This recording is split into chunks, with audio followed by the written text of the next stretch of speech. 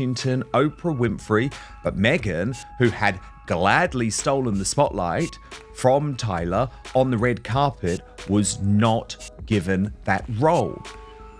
Brittany from the... Until I can watch the full event myself, because sometimes camera angles and everything sort of impact what you can see.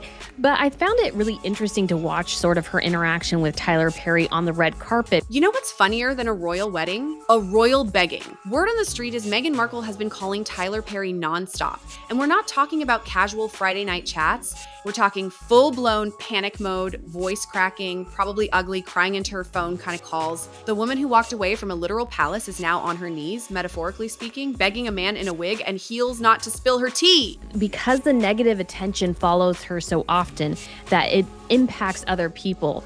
And people who are in the entertainment industry, they don't want that negative. The 25th BET Awards was supposed to be just that. A celebration. But wait, it gets juicier than a Popeyes chicken sandwich during the shortage. So apparently, Tyler Perry's phone has been buzzing more than a teenager's during prom season. Sources say Meghan has been calling him at all hours, 3 a.m., during his meditation time, probably even while the man's getting his nails done. You know, you're desperate when you're interrupting a billionaire's self-care routine. The funniest part? She's not even being subtle about it. Girl went from Your Royal Highness to Please All Highness real quick. Tyler's probably looking at his phone like, didn't this woman ghost me after I gave her a whole mansion? Oprah Winfrey, but Meghan, who had gladly stolen the spotlight from Tyler on the red carpet, was not given that. You could feel it the moment he stepped into the spotlight. The room shifted. But here's where it gets absolutely ridiculous. She's apparently offering him everything. Word is, Meghan's throwing around offers like she's at a garage sale trying to get rid of old furniture. Tyler,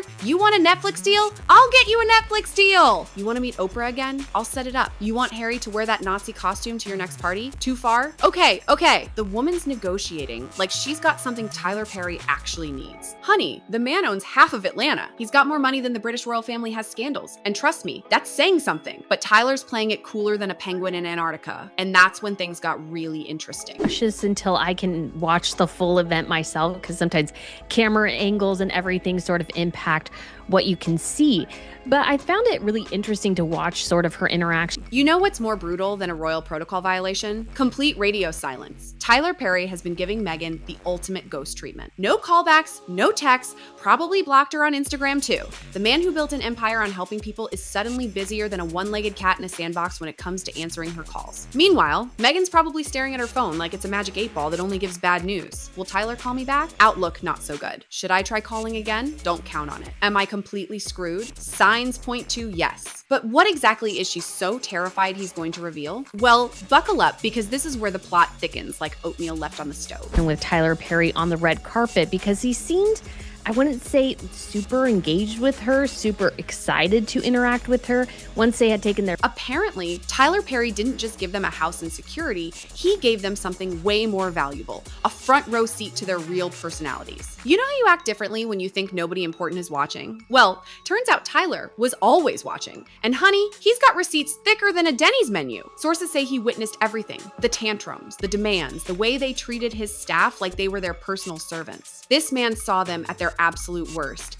And now Meghan's panicking because she knows Tyler Perry doesn't just have stories. He's got stories with a capital S-T-O-R-I-E-S. And the timing couldn't be worse for her because guess what just happened to drop into Tyler's lap? One of the long-running themes of this show has been the chopping and changing by the Sussexes of priorities, projects and, well, personnel. And just when we thought things may have settled a bit, there's news this week that the Sussexes are parting way with another 6 staff. Now, why they need 6 staff in the first place is a mystery to me, but to remove 6 all at once, well, that doesn't really bode well. Joining me now is writer and broadcaster Esther. Word around Hollywood is that Tyler just found out about something that's got him reconsidering his entire keep quiet and move on strategy. Apparently, Meghan's been name dropping him in meetings like he's her personal ATM. She's been telling producers and investors that Tyler Perry is backing her projects, funding her ventures, basically using his name like a credit card she never applied for. Can you even process this level of audacity? It's like borrowing your friend's car and then telling everyone you own a dealership.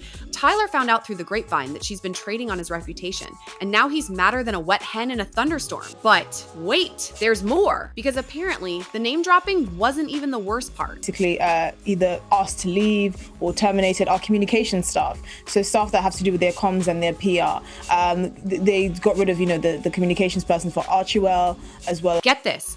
After Tyler found out about the unauthorized name dropping, Meghan had the audacity to call him and demand he actually back the projects. She basically said, well, since I already told them you're involved, you might as well actually get involved. The level of entitlement is so astronomical, NASA could probably see it from space. This woman really called up a billionaire and said, hey, I lied about you supporting me, so now you have to actually support me to make my lie true. That's not just bold, that's a whole new level of delusion that needs its own psychiatric classification. And Tyler's response? Well, let's just say it wasn't what she was hoping for. Same time, you can't help but think, associating with Harry and Meghan tends to bring negative attention, negative impacts on you because you're associated with them and they have a huge negative public reputation. In his BET Awards speech, Perry never spilled every detail. Tyler Perry, bless his heart, didn't just say no. He said hell no in 17 different languages. He told her straight up that not only would he not be backing any of her projects, but he was also considering going public with what he really witnessed during their stay at his house. Meghan apparently went from confident to catastrophic in 0.3 seconds. She started begging, pleading, probably offering to name her next kid Tyler Perry Mountbatten Windsor. The woman who once made grown royal assistants cry was now crying herself, and Karma was sitting in the corner eating popcorn. But here's the kicker. Tyler gave her an ultimatum that's got her shaking in her designer boots. Tyler told her she had exactly 1 week to publicly apologize for using his name without permission and to stop all the lies about their relationship. If she doesn't, he's going to hold a press conference that'll make her Oprah interview look like a casual Tuesday morning chat. The man's not playing games anymore. He's ready to spill more tea than a British afternoon service. He's got video footage from his security cameras, audio recordings from his house, and probably receipts going back to when they first met. Tyler Perry didn't become a billionaire by being stupid. He documents everything. You're attached to that. Once you're with them, that negative attention the two of them have tends to follow you. And it seemed to me as well that Tyler Perry did not understand that. And Meghan's response to this ultimatum? Well, that's where things get absolutely unhinged. Sources say Meghan's been having what can only be described as a full-scale psychological breakdown. She's been calling everyone she knows, Oprah, who's not answering, Netflix executives, who suddenly have scheduling conflicts, even her old Suits co-stars, who are probably blocking her number as we speak. The woman's so desperate, she reportedly tried to get Harry to call Tyler and man-to-man the situation. Harry, being the brilliant strategist he is, probably said something like, "But darling, wouldn't that just make things worse?" And for once in his life, the man was absolutely right. But the absolute cherry on top of this disaster sundae is what Tyler's supposedly planning to reveal. Here's what's got Meghan losing sleep and probably stress eating organic kale chips. Tyler Perry apparently has footage of her having a complete meltdown over not being invited to some Hollywood party. We're talking full tantrum, throwing things, screaming about how she's royal and deserves better treatment, the whole 9 yards. But that's not even the best part. He allegedly has audio of her coaching Harry on how to play up the victim card for better media coverage. The woman who claimed she was silenced by the royal family was It's actually a very respectable publication, sort of like the New York Times. He seemed to think that it was more akin to something like the Daily Mail, which it obviously is not. But I don't think he is. And the final nail in the coffin that's got her absolutely terrified. The pièce de résistance. Tyler Perry supposedly recorded a conversation where Meghan admits she never actually wanted to serve the people. She just wanted the fame and the platform. She allegedly said the whole humanitarian angle was just good PR and that she was planning to milk the royal connection for everything it's worth before moving on to bigger and better things. If this recording exists and goes public, it's game over. Her entire brand, her whole "I was just trying to make a difference" narrative, everything she's built since leaving the royal family, poof, gone faster than free samples at Costco on a Saturday. So now Meghan's in full panic mode, and her latest strategy is absolutely pathetic. Section 12, the desperation declaration. Word is, Meghan's now trying to paint Tyler Perry as the villain. She's apparently telling people he's betraying their friendship and trying to destroy her for no reason.